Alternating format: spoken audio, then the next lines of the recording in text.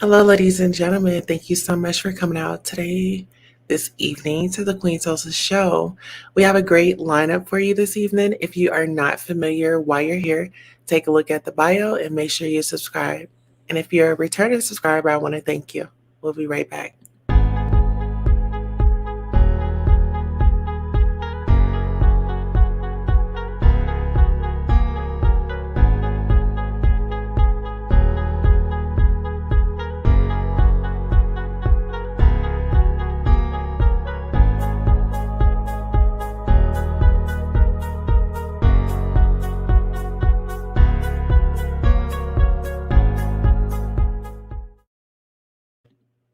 All right. Hello, everybody. Thank you for joining us on the Queen Tulsa Show tonight.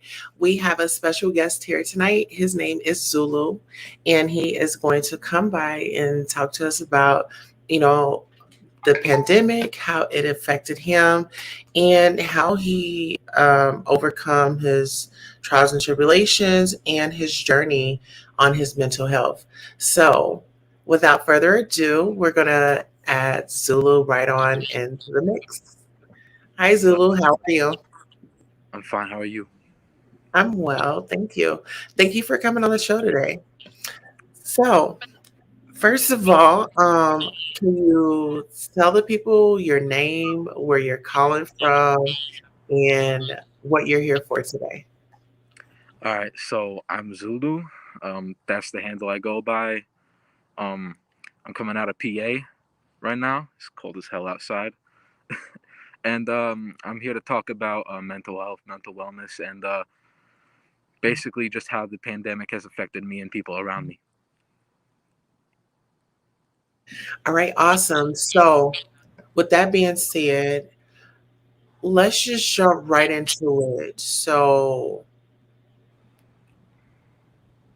how are you feeling today? What are your thoughts? What is your mind space? Today I thought I'd be a bit worse because I'm dealing with a death of a family friend. But I'm actually doing pretty well for myself. 2022 has been a pretty good year so far. I'm hoping it gets better though, always. Absolutely. So, as far as like mentally, do you feel safe? Do you feel, I mean, are there any needs that we could provide you with as far as like resources? No, I think I honestly, thank you. I got it all covered though. I'm mentally, I'm actually very sound right now. A lot of stuff has been going on, not good stuff either. But I've been taking it really well, taking it day by day as I've always done. Ever since the pandemic, it's been a hard road, but I've done what I could to kind of put it at ease. Absolutely. So, let's just go into it. Like, share some of the stories. I mean, when you were first affected, to your knowledge, what were your thoughts? What were your feelings? Um, okay, so when the pandemic first started, I was 16 years old, and I don't think anyone honestly was prepared for this type of thing. I mean, everything just happened so fast. Mandates, the vaccine being made so quick and pushed, all this stuff just coming up at once. It kind of it stressed me a lot, stressed a lot of people a lot, and you know, I think for everyone, they kind of handled it a bit differently. Me, I didn't handle it in a healthy way at all. I was inside all the time. I barely left until the summer came, and once the summer came, I still did not leave that often. So I really kind of hurt myself in that aspect. But as time went on, I learned to adapt and kind of overcome the pandemic.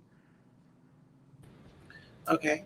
So socially, did it affect your social skills? I mean, where were you like socially? Being that we were pretty much on lockdown, did you like it better alone, or do you like it more social? Like the everyday life before the pandemic hit. I'm gonna be honest with you. I missed the everyday life before it. Honestly, I really do.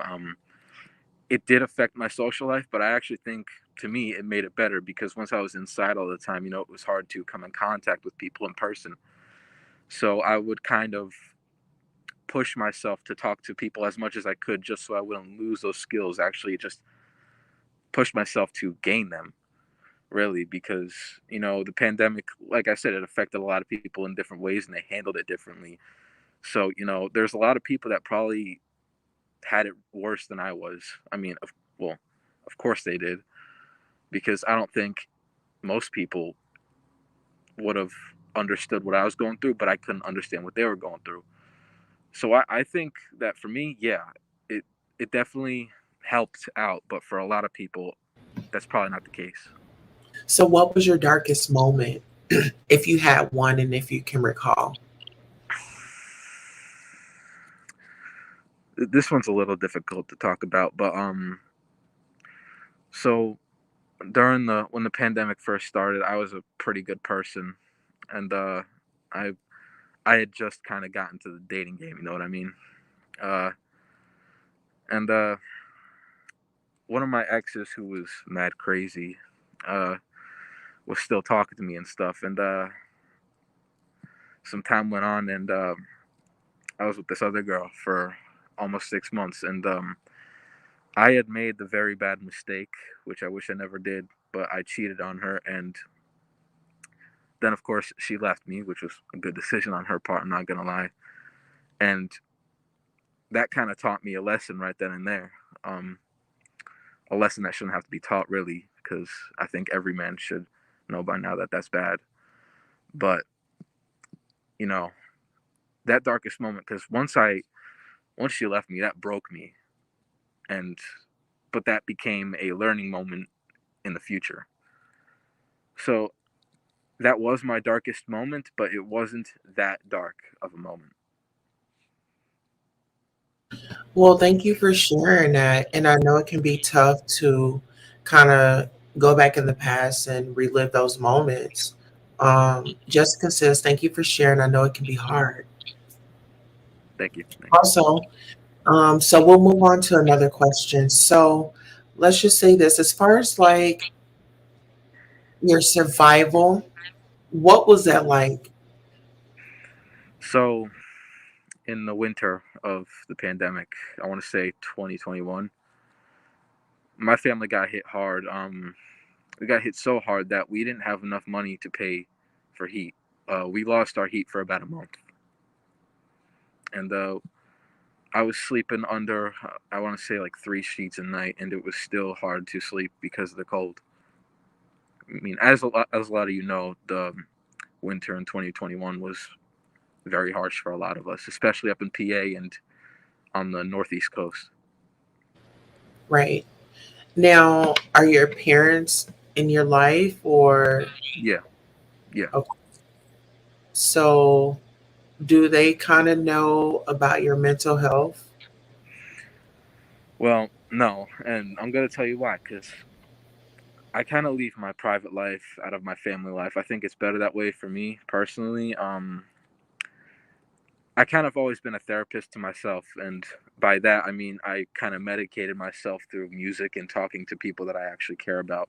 Not saying that I don't care about my family, because I do, but I mean, like, just outside of the family. I took care of myself by socializing and investing myself in music.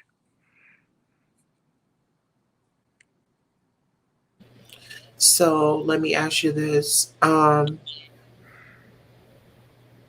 Like with your parents not knowing, are there times where y'all kind of get into it and they have no understanding of how you're feeling? Um, yeah, but I don't let that affect me at all, honestly, because me, I'm an open-minded person, so I understand that they don't know, and honestly, I prefer it that way. But let's just say this, just for medical reasons, what if, Lord forbid, something happens to you, they need to call 911. If you're medicating, from a, prescribed by a professional, they would kind of need to know that information. So I'm not telling you what to do, but I'm just saying consider that. No, yeah, I know. But I'm actually I don't think I need any of that stuff because I'm actually fairly happy. Before the pandemic, there was a time where I was in a very, very dark place, but I fixed myself, put myself through therapy and everything, talked about it with people, and I'm here now, and I'm actually doing better than I've ever been before. Yeah. Well, I just want to encourage you to continue to utilize your coping skills. And if you're not seeking out a professional, seek out a professional. I mean, we could talk offline, we could look for some resources, and we could plug you in with the right people. I know a lot of people kind of get discouraged when they don't have support or nobody there to kind of, it's okay to, somebody walk you through a process. And just know that, I'm here as a support, Well, I appreciate that, but and I meet you where yeah, you are. what did you say? And I meet you where you are. Oh, It's, you know, yeah, yeah, I'm an advocate for mental health because I receive mental health services because I have PTSD, and, you know, I can relate. And I know it wasn't this conversation, um, wasn't really on my agenda before I received help, you know. And once I received the help, I know what it did for me. I know the benefits. And so I always like to inform and encourage. I'm not never, it's only a suggestion, not a command. So, I always try to encourage. no, yeah, I hear you, I hear you, and I'll definitely take that into consideration if I ever need it. Yeah, and our supporters, the kings and queens. That's what we call them. Uh, Jessica says, "Wow, this is tough," and Lisa says, "Good to hear that. That you have a venting space, you have coping skills in place for you, and you're taking care of your mental, and you want to be better." Yeah. So listen, um, I know you only had a limited amount of time to visit with me. So, is there any, I guess, a message that you want to give to somebody that may look at this video and say, hey, well, I've been in this situation or I'm going through this right now? Um, what would you say to them? If there's something you love, then use that as medicine because that's what I did, and it fixed me. Okay, now be specific. You love So, as, for me, my love is music, and that's what I use to cure myself of all this pain and sadness. And I'm good now. I still do this on the daily, and it always helps. I'm always in a good mood. There are times when I'm not, but if I just put on my headphones and start listening to something, my mood is instantly cured. So if there's something that you love, let's say music, if that's something that you love, by all means use that as a medicine. absolutely. And Jessica said it is good to hear that you're coping well. I think everyone had to cope with a lot, especially in the beginning. Yeah, it definitely took us all for a loop. Sonia says she has to watch the replay, but she says hello. And Sonia says congratulations on where you are, because Sonia's an advocate for mental health. She receives services as well, and she comes on and she speaks. And actually, I'll plug you in with her channel. So, maybe you can get on there and visit with her. All right, I appreciate that. I appreciate everyone in the comments too. Okay. And if you're comfortable, would you like to share where the people can follow you if they have any encouraging words or want to send a positive message? Yeah, you can go straight to my Instagram page. I respond to everyone on there. You know, I generally respond to everyone. If I don't respond, then I'm probably busy. But my Instagram handle is the real Zulu 2, no capitals, and that's about it. I don't really got any other social media, but yeah, that's about it. Yeah. Okay, awesome. Well, we want to thank you for coming by the Queen Tulsa show and just opening up, and we look forward to future interviews. This was kind of like the icebreaker and just, opening you up to the world. And hopefully next time we can hear some of your music. Maybe. I got a feature coming up. Okay. Well, thank you so much, Zulu, for tuning in, and we will catch you next time. I'm sorry, my crap whacked out. Okay. I said So is thank my you. audio. So I can't hear a thing that you're saying right now. Thank you so much. Bye. Okay. All right, ladies and gentlemen. So I'm going to take myself down. I want you guys to check out my backdrop.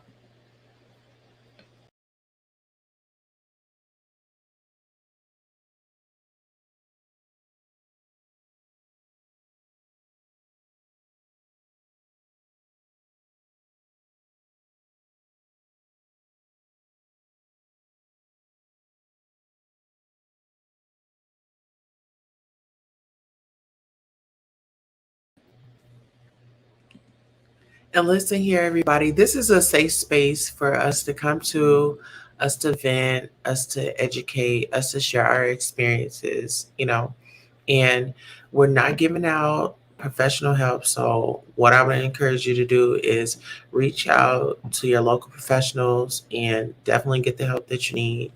Um, this was just a show tonight where we wanted to, introduce Zulu to, our supporters. And I think everybody with encouraging words, and he'll probably look at this video when he's having a, not so good day. And, remember, that people out here really care, but yes. So actually what we're going to do, we're going to have an after party.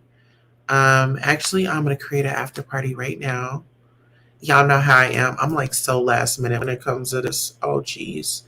But listen, we're going to have an after party because I feel like we can turn up a little bit. It is definitely Monday night. However, okay, turn up. What is it, Monday?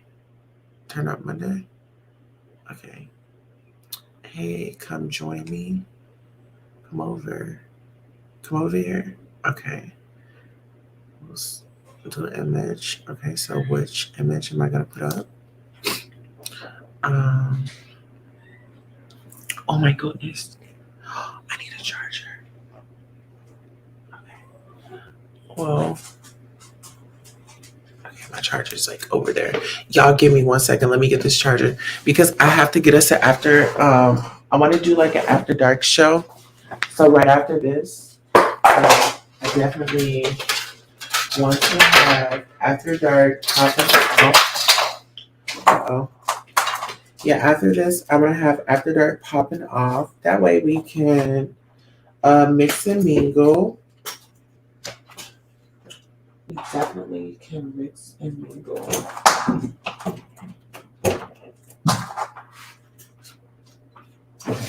Okay, give me 1 second. The producers are in here and they are making it happen. They are definitely making it happen. And we want to thank the producers for showing up, showing out, and supporting the Queen Tulsa, and keeping up with Queen Tulsa. So listen, I'm about to make After Dark so we can really, you said make it 10? Make it 10. Okay, turn up Monday. Okay, so mm, I was gonna say 9:30, Miss Sonia.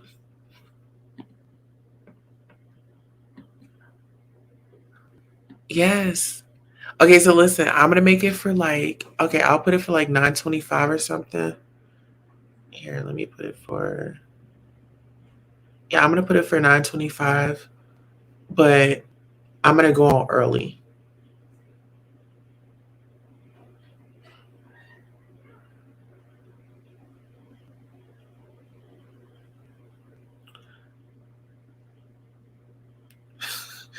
Oh my goodness, like, okay, I need this. Okay, because I'm gonna need y'all to roll on over here. Like, seriously. Maybe we gonna need you to roll up in this thing.